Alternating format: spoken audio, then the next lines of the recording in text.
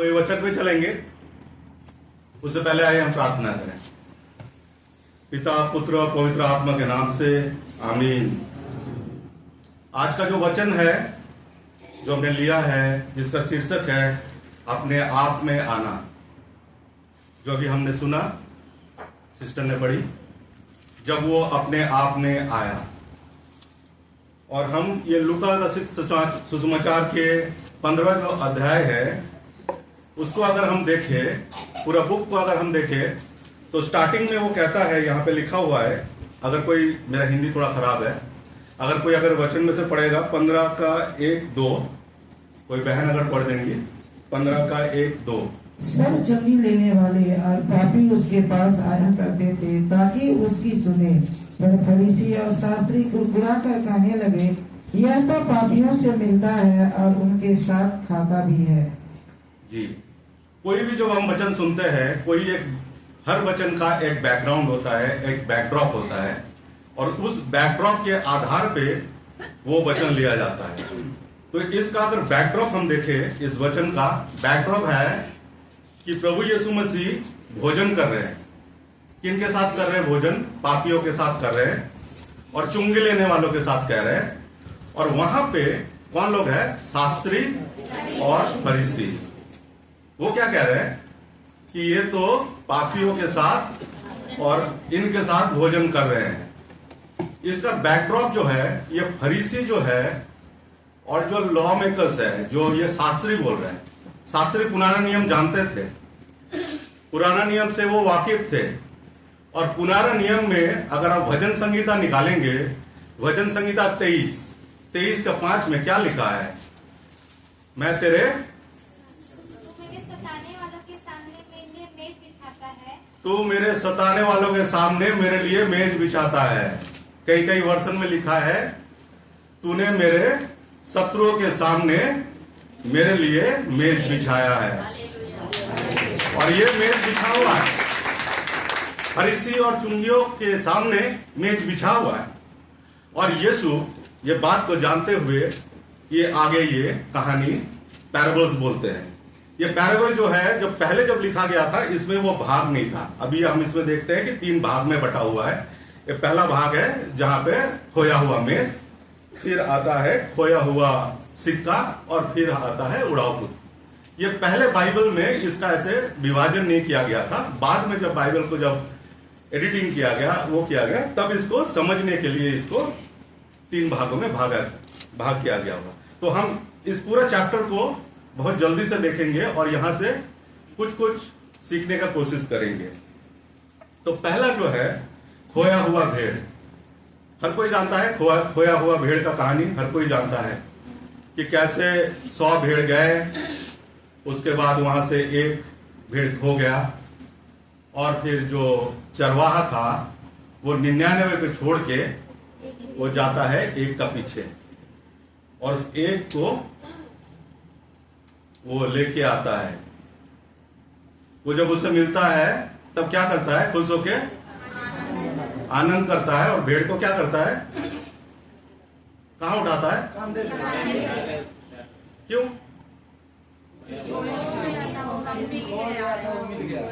खो गया था, मिल गया है। अच्छी बात है। कंधे में उठाने की क्या जरूरत था? चल नहीं पाता था। लिखा हुआ है भेड़ को पैर में लगा हुआ था, लग गया पैर में, चल नहीं पा रहा है, कंधे पे उठाया, वो खुशी से उठाया, आनंद से उठाया।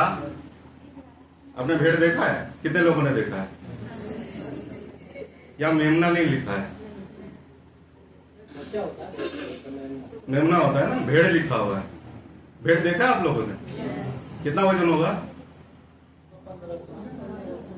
और उसका पूरा अगर वो बाल नहीं काटे होंगे तो क्या होगा? क्या वजन?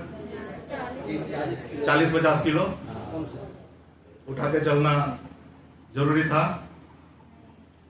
हम लोग सब वो देखते हैं ना, वो उसमें दिखता है कि छोटा सा बच्चा है, यीशु मसीह यहाँ लेके है, गोदी में लेके है। हम लोगों ने वो इमेजिनेशन किया हुआ है।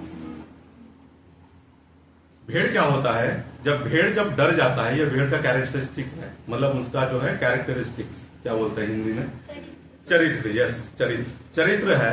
जब वो डर जाता है तो कहीं वो एक जगह चला जाता है, जब वो खो जाता है, देखता है मैं मेरे आसपास और कोई नहीं है, मेरे संगी साथी कोई दिखता नहीं है, चरवाहा नहीं दिखता है, वो क्या होता है, एक जगह जाके वो जोर जोर से चिल्लाने लगता है और वो कांपने लगता है, शिवर करने लगता है, कांपने लगता है, उसका पैर फ्रीज हो जाता है, वो चल नहीं पाता है, उसको खींचने से भी वो नहीं चलेगा। तब क्या करता है इससे बर्ड जो कि चरवाहा है, वो क्या करता है, उसको कंधे पे उठा के, उस बोझ को कंधे पे उठा के उसको लेके आता है। और ये कैरेक्टर जो है हमारा यीशु मसीह का होता है। जो आप कैसे भी हो, आप कहां भी खोए हुए हो, आप कितने बोझ से दबे हुए हो, यीशु मसीह वो चरवाहा है जो आपको कंधे पे लेके आएगा और रिजॉइस करेगा, आपके साथ रिजॉइस करेगा।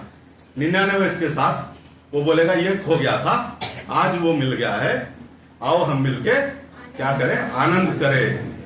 तो जो भेड़ जो है वो छोटा बच्चा नहीं है, और यीशु मसीह जो चरवाहा है वो इतना सामर्थ्य है, वो ऊपर नहीं बैठा है, वो आपके साथ आ गया है, वो आपके साथ आपके बोझ को, आप जो खोए हुए हैं, आपको लेके आ रहा है। ये पहला है। दूसरा जो है खोए हुए सिक्के की कहानी। खोए हुए सिक्के की कहानी में यीशु मसीह अपने आप को दर्शा रहा है। वहां जैसे एक शेपर्ड के जैसे दर्शा रहा है, जैसे एक चरवाहा के जैसा दर्शा रहा है, यहां पे दर्शा रहा है कि वो एक मेड के जैसा या वो नारी के जैसा है जो कि खोज कर रहा है, खोए हुए की खोज कर रहा है। मेरे पास आओ, मेरे पास जीवन जल है, मेरे पास आओ। तो ये दोनों स्टोरी करीब करीब एक ही है, जिसमें यीशु मसीह का कैरेक्टर को दर्शाया गया है, यीशु मसीह का चरित्र को दर्शाया गया है। अब हम आते हैं तीसरे पे।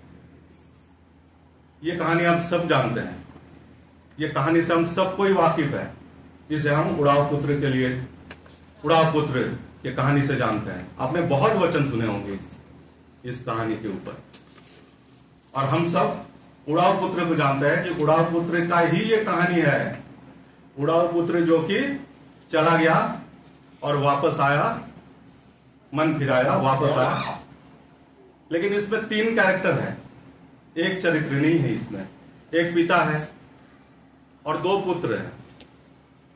तो आज हम कोशिश करेंगे इन तीनों को देखने के लिए कि क्या है, और अब अंत में हम अपने आप को जांचेंगे, मैं कहां पे हूं, मैं कौन हूं। अगर आप इस 15 अध्याय के अगर 11 से पढ़ना शुरू करेंगे तो वहां पे लिखा हुआ है कि एक पिता थे, उनके 2 पुत्र थे, जिसमें से क्या हुआ, छोटा पुत्र आके क्या बोला, संपत्ति का विभाजन कब होता है, बंटवारा होता है। पुराने नियम में लिखा हुआ है, अगर आप गिनती के किताब में पढ़ेंगे वहां पे लिखा हुआ है कि जब कोई पिता का या जो घर का जो बुजुर्ग है जिसके नाम पे संपत्ति है, जब उनका डेथ हो जाता है तब बंटवारा होता है, तब संपत्ति का बंटवारा होता है। अभी भी ऐसा ही होता है, विल कर देते हैं, लिख देते हैं, लेकिन उन्हीं के पास ही रहता है। जब तक उनका डेथ नहीं होता वो उन संपत्ति का मालिक होता है कि नहीं होता है? होता है ना। यहाँ छोटा पुत्र आके क्या कह रहा है, इससे अच्छा होता तो अभी तक जिंदा है तो मर जाता, कह रहा है ना, मेरा संपत्ति दे दो। मतलब क्या है, तुम अभी तक जिंदा हो, मुझे संपत्ति नहीं मिल रहा है ना। इससे अच्छा होता तो मर जाता, मुझे संपत्ति मिल जाती। यही कहने का तात्पर्य हुआ।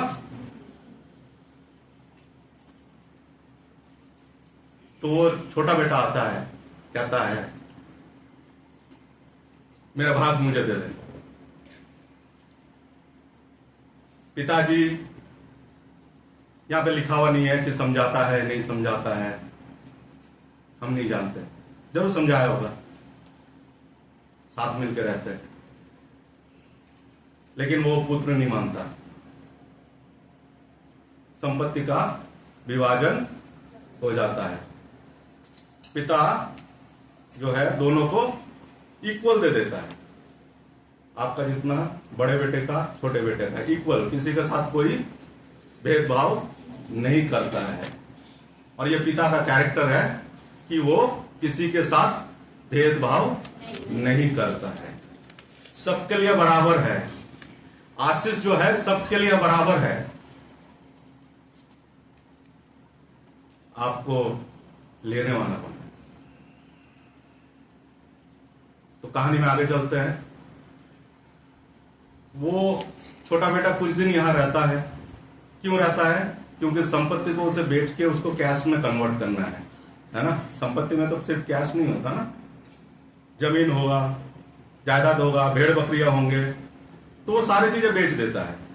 बेच के कुछ दिनों में सारे पैसा लिक्विड कैश कर लेता है, जिसको हम कहते हैं ना, लिक्विड कैश कर लेता है और नगद कर लेता है। जी, नगद कर लेते हैं और नगद करके वो कहीं दूर देश में चला जाता है।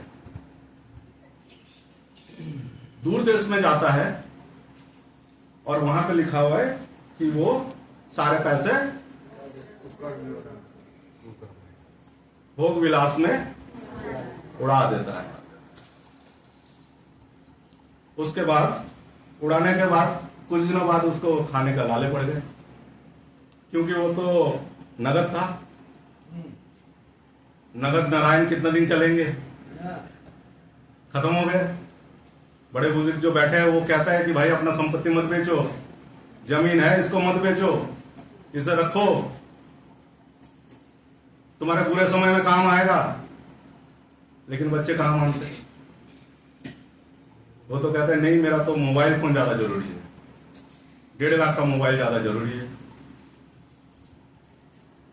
यही हुआ छोटे बेटे के साथ। मोबाइल खरीदा होगा, i16e आया होगा, पता नहीं कौन से, है ना। महंगी बाइक ली होगी,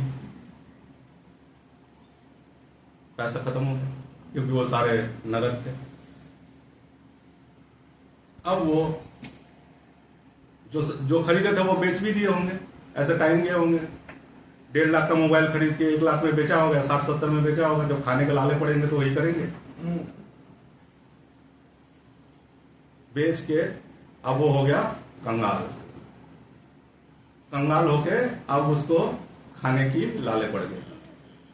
तो तब जो हमने अभी पढ़ा उसमें लिखा हुआ था, जब वो अपने आप में आया, है ना, वो जो चकाचौंध थी, जो रंगीन चश्मा थी, जब वो उतर गया, जब आटे चावल के भाव पता चल गया, तब वो क्या कह रहा है कि वो सुअर के, वो वहां पे वो चराता भी था, उसका जो खाना था वही खाता था, क्योंकि मालिक ज्यादा देता नहीं होगा, उससे उसका पेट नहीं भरता होगा।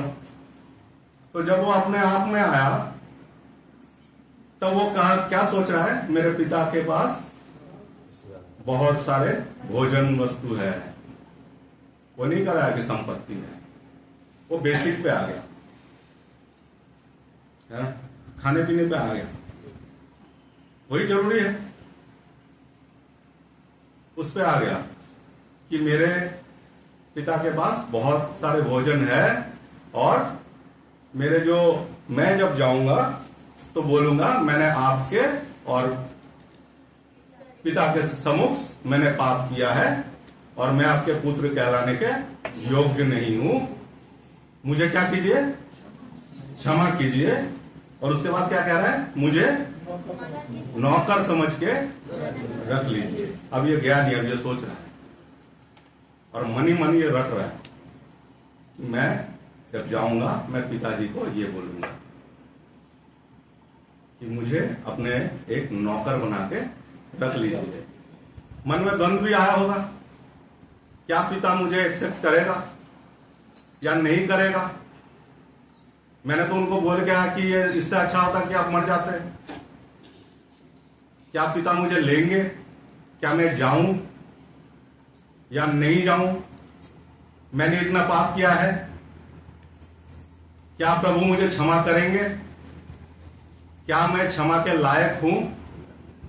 बेटा सोच रहा है, बेटा अपना दिमाग लगा रहा है, जजमेंट कर रहा है, खुद ही अपने आप को कोस रहा है, खुद ही अपने आप को तरह तरह के विचार आ रहे हैं, तरह तरह के विचार आ रहे हैं उनके मन में, और खुद ही वो सोच रहा है कि मैं तो इतना पापी हूं, मैं पिता के सामने जाने के लायक ही नहीं हूं, मुझे क्षमा तो मिलेगा ही नहीं, मैं तो घिनौना से घिनौना काम किया, तो मैं तो क्षमा के लायक ही नहीं हूं। ये सोच रहा है, अभी वो गया नहीं है। ये सोचते सोचते वो धीरे धीरे मन बनाता है, और धीरे धीरे क्या होता है, वो जाता है, और यही रटते हुए जा रहा है। पूरा रिहर्सल पूरा है, पूरा रट चुका है कि मैं जाऊंगा, मैं बोलूंगा पिता के सामने, और आपके सामने मैंने पाप किया है, मैं अपने पुत्र कहलाने के योग्य नहीं हूं, आप मुझे क्षमा कीजिए, और एक दास की तरह आप मुझे रख लीजिए। अब वो जब घर जा रहा है, उसके बाद अगर आप चैप्टर में जाएंगे तो लिखा हुआ है, जब अब वो दूर में ही था तो पिता ने उसे देखा। अब जब वो दूर में ही था तो पिता ने उसे देखा, मतलब पिता इंतजार कर रहे थे। अब छोटे बेटे का कैरेक्टर हो गया, अब पिता के कैरेक्टर पे आते हैं। ये जो जहां की कहानी है, मेडिटेरियन रीजन, जिसको हिंदी में क्या बोलते हैं पासी साहब? हाँ, भूमध्य सागर का जो एरिया है, अगर आप देखेंगे वहां पे ड्रेस कैसे पहनते हैं, हम लोग के साथ शर्ट पैंट नहीं पहनते, शर्ट पैंट नहीं पहनते, वो एक रोब के जैसा होता है जो पहनता है। अगर आप यीशु मसीह का जो अगर फोटो भी देखेंगे, वो भी देंगे, वो रोब पहना हुआ रहता है ना। और रोब पहन के चलना ठीक है, माता बहनों को पता होंगे जो साड़ियां पहनते हैं, अगर बोलेगा कि तेज चलो या दौड़ो तो आपको क्या करना पड़ेगा? आप दौड़ सकेंगे? नहीं, आपको थोड़ा कपड़े को थोड़ा ऊपर करना पड़ेगा ताकि आप दौड़ सको। पिता जो है वो रोब पहना हुआ है, और उस टाइम पे वहां पे जो नियम था कि आदमी का, औरत का तो पूरा ढका हुआ होता था, सिर भी ढका हुआ होता था, ये भी होता था। आदमी का जो है पैर जो है घुटने के ऊपर नहीं दिखना चाहिए, वो शर्म की बात होती थी। जैसे हम यहां देखते हैं ना, पगड़ी जो होता है, पगड़ी शान की बात होती है ना। अगर उसको बोलते हैं पगड़ी उतर गया, मतलब क्या हुआ? बहुत शर्म की बात है। और यहां क्या है लिखा है, पिता दौड़ के उस पुत्र के पास जाता है। कैसे दौड़ के जाता है? वो तो रोब पहना हुआ है, वो तो उस गाउन को पहना हुआ है जो पैर तक है। पुत्र तक जाने के लिए पिता को क्या करना होता है? कपड़े को ऊंचा करना होता है। मतलब पुत्र तक जाने के लिए पिता दीन हो गया, पुत्र तक पहुंचने के लिए पिता दीन हो गया। पुत्र क्या था? कुछ नहीं किया, पापी, आप मर जाओ बोल के चला गया। लेकिन पिता उनका वेट कर रहा था, और पिता अपना जो है ईगो, अपना जो है जो कहता है लाज शर्म, त्याग दिया, दौड़ के गया पुत्र के पास। प्रभु ने यीशु मसीह हमें दिया, किसके लिए दिया? हमारे पापों के लिए दिया। जो कि राजाओं के राजा है, वो दीन हो गया। पिता ने अपना एकलौता पुत्र दे दिया ताकि हम बचाए जाए। और हम देखते हैं जैसे ही पिता पहुंचा पुत्र के पास, उसे गले लगा लिया, और पुत्र रटा हुआ है। पुत्र कहता है, पिताजी मैंने आपके और पिता के सामने पाप किया है और मैं अपने आप को आपके पुत्र कहने का योग्य नहीं हूं। उसके बाद उसने क्या बोला था? मुझे दास के समान रख लीजिए। अब पढ़िए, उसमें पुत्र जो कह रहा है दास के समान रख लीजिए नहीं लिखा हुआ है, क्योंकि पिता ने उतना देर वेट ही नहीं किया। पिता ने वेट ही नहीं किया, बोला ये मेरा पुत्र है, डीजे वाला बुलाओ, मान्यवर से शेरवानी मंगाओ, टेंट वाले को बुलाओ, सबसे बढ़िया भोजन बनाओ। पुत्र सोच के गया, मैं बोलूंगा मैं आपका दास बनकर रहूंगा। पिता ने उसे पुत्र का दर्जा दे दिया। हम सब आज यहां जितने भी बैठे हुए, हम लायक नहीं थे, दास बनने की भी लायक नहीं, लेकिन पिता अपने पुत्र के लहू के द्वारा हमें वो दर्जा दे दिया, ताकि आप और मैं उनके पुत्र पुत्री बेटा बेटी का। हालेलुया।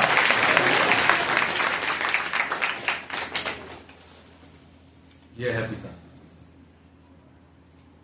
जो आपके सारी चीज बोलने से पहले वो जानते हैं, आपके बात खत्म नहीं होंगे, उससे पहले ही वो आपको वो दर्जा दे दिया, उससे पहले ही वो आपको अपने पास बिठा दिया, उससे पहले ही वो आपको धार्मिकता की रोब पहना दी, उससे पहले ही वो आपको वो रिंग पहना दिया। कि रिंग क्या होता है? पहचान होता है ना? यहां पे लिखा हुआ है ना, उनको रिंग पहना है। रिंग क्या होता है? पहचान होता है। जैसे मेरा खानदान है, मेरा उस टाइम पे होता था खानदानी अंगूठी बोलता है ना, वो तो खानदानी अंगूठी, वो तो अपना तो बेच खाया, लेकिन खानदानी अंगूठी उस बेटे को पहना दिया। ये खो गया था, ये मिल गया। आओ हम मिलके आनंद करें। वो भेड़ खो गया था, वो मिल गया। उस स्टोरी में भी क्या होता है, वो जो है 50-60 किलो की वजन उठाता है और उठा के लेके जाता है। कितना दूर लेके जाता है हमें नहीं पता, कितना दूर जंगल में खोया था। यहां भी वो जो पिता है वो अपना सब कुछ छोड़ के, अपने जो कपड़े हैं उनका अपना शर्म छोड़ के भी दौड़ के जाता है उसके पास और बेटे को गले लगा लेता है और कहता है आओ हम आनंद करें, क्योंकि ये खो गया था, ये मिल गया। अब आखिर में आते हैं बड़े बेटे पे। शायद बड़े बेटे में जो है आप और हम शायद रिलेट कर पाए। मैं तो कभी कभी इस बड़े बेटे से रिलेट करता हूं अपने आप को। बड़ा बेटा कहां था? पिता के पास था, खेत में था। खेत में था, घर से डीजे का आवाज चालू हो गया, म्यूजिक बज रहा है ना? बेटे को सुनाई दे रहा है कि मेरे घर से लग रहा है कुछ तो गड़बड़ है, शोर हो रहा है, बड़े सारे लोग देख रहा हूं मेरे घर की तरफ जा रहे हैं, गाना वाना बज रहा है। क्या हो गया पिताजी को? सठिया तो नहीं गए बूढ़े अपने? पता नहीं, सोच रहा होगा, है ना? कभी कभी हम भी सोचते हैं ना ऐसे ही, अरे बुजुर्ग हो गया, छोड़ो आप, क्या आप चुप बैठो, घर में बोल हाँ बोलता है ना, हाँ तुम्हें कुछ पता नहीं है। बुजुर्ग को कहता है अरे आपको कुछ पता नहीं, आप छोड़ो। तो ऐसे बड़ा बेटा कुछ सोचा होगा, पता नहीं सोचा होगा। फिर जब वो दूर में था, वो घर के अंदर नहीं घुसा। अब अगर पढ़ेंगे आप देखेंगे ना, वो घर के अंदर नहीं घुसा, वो बाहर किसी नौकर को बुलाता, इधर आ, क्या चल रहा है? देखिए पढ़िए, उसमें लिखा हुआ क्या चल रहा है, बता क्या चल रहा है। वो कह रहा है कि आपका जो छोटा भाई था वो खो गया, वो घर आ गया है, और आपका पिताजी जो है बाजा वाजा बजा रहे हैं, खाने पीने के लिए लोग बुला रखे हैं, खुशियां मना रहा है। अगर आप उसका थोड़ा आगे जाएंगे, उसके बाद देखिएगा क्या हो रहा है। वो जो कैरेक्टर जो वो फिर जाने लगा, अंदर नहीं घुस रहा था। बड़ा बेटा अंदर नहीं घुस रहा था। अब देखिए पिता आ गया। पिता यहां भी बाहर निकल के आया, इसमें भी लड़का अंदर नहीं घुस रहा था, बड़ा बेटा घर के अंदर नहीं घुस रहा था, बाहर ही था, और वो जाने लगा था। अगर आप वचन पे पढ़ेंगे तो लिखा हुआ वो जाने लगा था। वापिस जाने लगा, वापिस आया। लेकिन पिता अब छोटे बेटे के लिए बाहर आया था, बड़े बेटे के लिए भी आया। बड़े बेटे के लिए भी पिता जो है वो बाहर आया, और आके क्या कहता है, अगर आप आखिरी का अगर पढ़ेंगे 31, 32 अगर कोई पढ़ेगा 30 से। परंतु जब तेरा यह पुत्र जिसने तेरी संपत्ति वेश्याओं में उड़ा दी है आया, तो उसके लिए तूने पाला हुआ बछड़ा कटवाया। उसने उससे कहा, पुत्र तू सर्वदा मेरे साथ है, और जो कुछ मेरा है वह सब तेरा ही है। परंतु अब आनंद करना और मगन होना चाहिए, क्योंकि यह तेरा भाई मर गया था, फिर जी गया है, खो गया था, अब मिल गया है। पिताजी जो पिता है, पिता से पहले ये पुत्र का एक कैरेक्टर और एक देख लेते हैं। 30 में जब पिता जब वापस आया तो बड़ा बेटा क्या कह रहा है कि मैं तेरे साथ रहा, मैं तेरे सुख में दुख में मैंने तुझे देखा, मैंने तेरे लिए सब कुछ किया, ये तो तुझे छोड़ के चला गया और पैसा जो है वेश्याओं में उड़ा दिया। बड़ा बेटा स्कीम कर रहा है, क्या पता है आपको? ये जो लिखा है ना, वेश्याओं में उड़ा दिया, उस समय पे नियम था, अगर आप ये करते हुए पकड़े जाते हो तो आपको क्या होता था, पत्थर से पथराव मार के आपको मार दिया जाता था। अगर आप बाइबल में, ये हिंदी वर्जन में मैं देख रहा था सेम चीज लिखा हुआ है, लेकिन मैं थोड़ा जो ये ग्रीक भाषा में लिखा हुआ है बाइबल, तो मैं थोड़ा उसको स्टडी किया, अध्ययन किया। उसमें लिखा है कि उसने राइटियस लिविंग मतलब भोग विलास में उड़ा दिया। मतलब महंगे गाड़ी खरीदे होंगे, महंगे मोबाइल लिए होंगे, महंगे महंगे होटलों में रहे होंगे, महंगे डिस्को क्लब में गए होंगे, कहीं पे नहीं लिखा हुआ है। बड़ा बेटा क्यों कह रहा है? वो स्कीम कर रहा है कि अगर ये साबित हो जाए, वो देखा नहीं, उस टाइम पे मोबाइल नहीं था, व्हाट्सएप नहीं था, किसी को नहीं पता, किसी को नहीं पता वो छोटा बेटा क्या करके आया। कहने का मतलब है किसी को नहीं पता वो छोटा बेटा पैसा कहां उड़ा दिया। बाइबल में भी नहीं लिखा है ये जो बड़ा बेटा कह रहा है, लेकिन बड़ा बेटा ये बात कह रहा है उसका पिताजी को। क्यों? अगर वो ये प्रमाण हो जाता है, अगर ये प्रूव हो जाता है, तो क्या होगा, उसको दंड के लिए, दंड के मुताबिक उनको क्या मिलेगा, पथराव करके मार जाए। बड़ा भाई चाह रहा है कि छोटा भाई को मार दिया जाए, छोटा बेटा चाह रहा है पिताजी मर जाए ताकि मैं संपत्ति लेके चला जाऊं। कैसा परिवार है?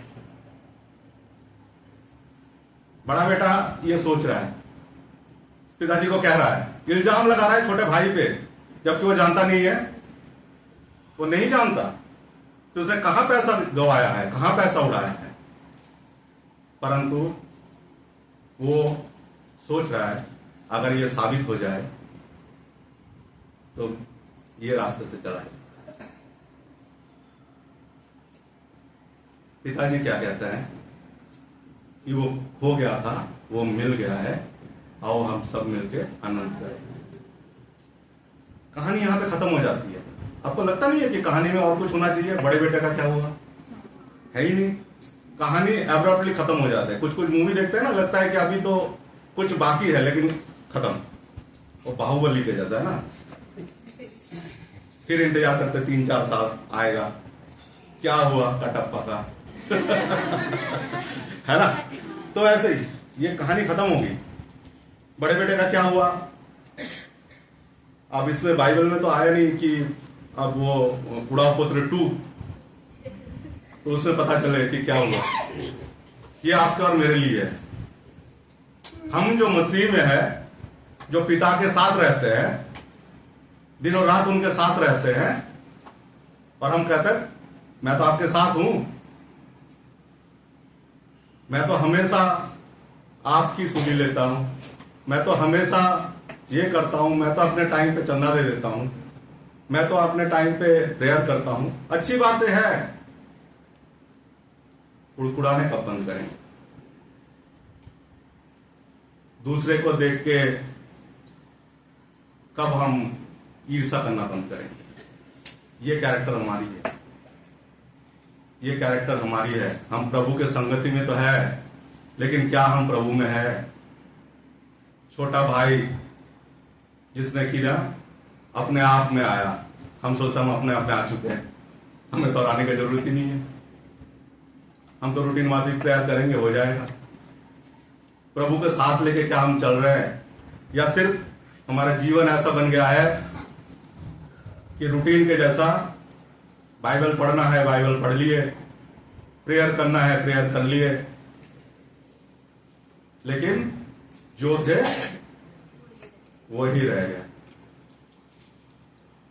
पश्चाताप नहीं हुआ, मन फिराव नहीं हुआ। पिता दोनों के लिए एक है,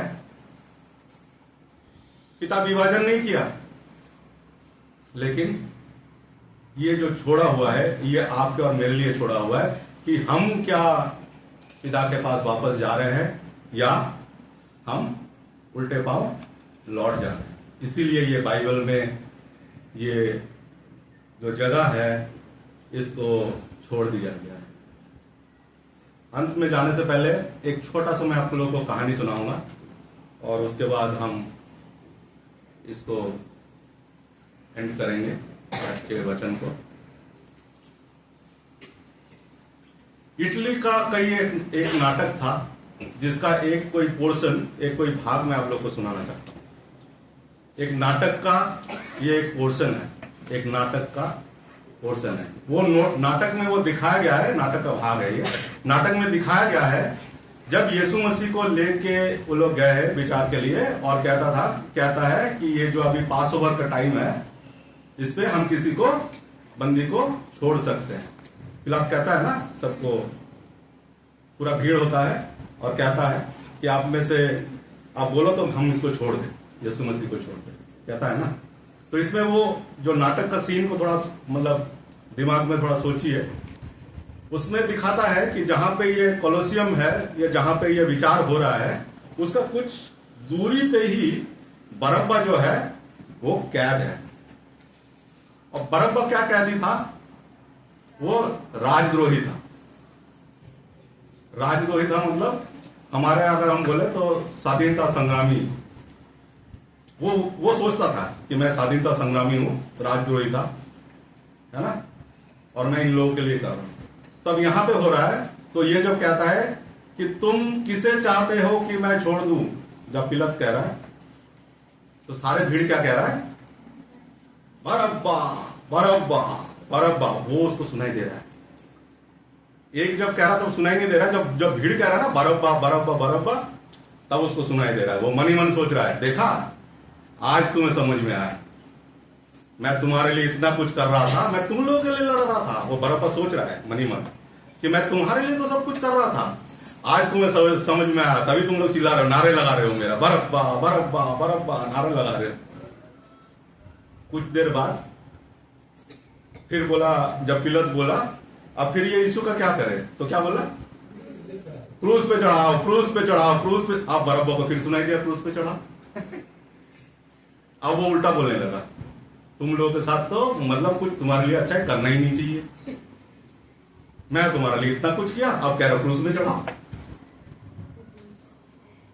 गुस्से में लाल हो गया, क्रूस में चढ़ाओ बोल रहे, क्रूस में पहले तो मेरा नारा लगा था, अब कह रहा क्रूस में चढ़ाओ, बरब्बा को क्रूस में चढ़ा दो, अब हो गया। वो परेशान, वहां जो था खत्म हो गया, बरब्बा भी बैठा हुआ है। अब क्या हुआ? रात को अर्ली मॉर्निंग अब होने लगा, सुबह का टाइम होने लगा, सब आने लगे, सैनिक सब आने लगे, ठक ठक ठक ठक ठक ठक आवाज आ रहा है, और वो बैठा हुआ जेल में। अब सोच रहा है अब तो मेरा गया, क्रूस में आ गया, क्रूस पे चढ़ाएंगे। बोला बरब्बा बाहर निकलो, तो क्या हुआ? नहीं बाहर निकलो। निकाला, जेल का बाहर निकाला, बोला जाओ। परेशान हो गया, अभी तो बोला था क्रूस में चढ़ाएगा उधर कल रात को, अब बोल रहा है जाओ। तो क्या हुआ? नहीं नहीं जाओ, ज्यादा बात मत करो, फिर अंदर डाल देंगे, तुम जाओ। बोला छोड़ो, बात करने की जरूरत नहीं, वो निकल गया। वो देख रहा है पूरा खाली है, पूरा खाली है, चारों तरफ कोई नहीं है। क्या हुआ? वो जाके इसको उसको पूछ रहा है क्या हुआ, कोई कुछ जवाब नहीं दे पा रहा है। अब दोपहर का टाइम हो गया, दोपहर से थोड़ा शाम होने का टाइम आया, उसके बीच में ये अंधेरा वंधेरा सब हुआ, अंधेरा हुआ, भूकंप हुआ, सब कुछ हुआ। ये सब कुछ देख रहा है, इसको समझ नहीं आ रहा है क्या हो रहा है। ये अब थोड़ा शाम का भी थोड़ा शाम होने लगा तो अपने दोस्तों के वहां चला गया। अब बरब्बा का दोस्त है तो कहाँ मिलेंगे? वहीं मिलेंगे जहां थोड़ा आनंद हो, है ना। तो वहीं कहीं पहुंच गए और वहां बैठे हुए हैं। तो एक दोस्त से पूछा ये क्या हुआ? कह रहा तुझे पता नहीं? कह रहा नहीं। कह रहा यीशु कह के था जिनको छोड़ा जाना था, लेकिन तेरे जगह उनको क्रूस पे चढ़ा गया। कह रहा क्या बात कर रहा है? कह रहा हाँ जा गोलगथा में जाके देख के आ। अब वो सीन होता है, वो गोलगथा में जाता है, तब तक यीशु सूली पे चढ़ गया और वो सूली पे मर गया। बरब्बा खड़ा है, यीशु सूली पे है। बरब्बा कह रहा है यीशु तूने मेरे लिए जीवन दिया और तूने मेरे लिए मरा। जहां मुझे मरना था, जहां मुझे उस सूली पे चढ़ना था, तूने चढ़ गया। अब मैं तेरे लिए जीऊंगा। बरब्बा कहता है अब मैं तेरे लिए जीऊंगा। आप और हम भी एक एक बरब्बा, जो कि उस सूली पे टांगने के लिए थे। सबका नाम लिखा हुआ था उस क्रूस पे, परंतु यीशु मसीह ने आपके और मेरे जगह ले लिया। उसने आपके और मेरे लिए अपना जीवन दे दिया ताकि हम नया जीवन पाए। तो यीशु को धन्यवाद करते हैं इस सुंदर समय के लिए।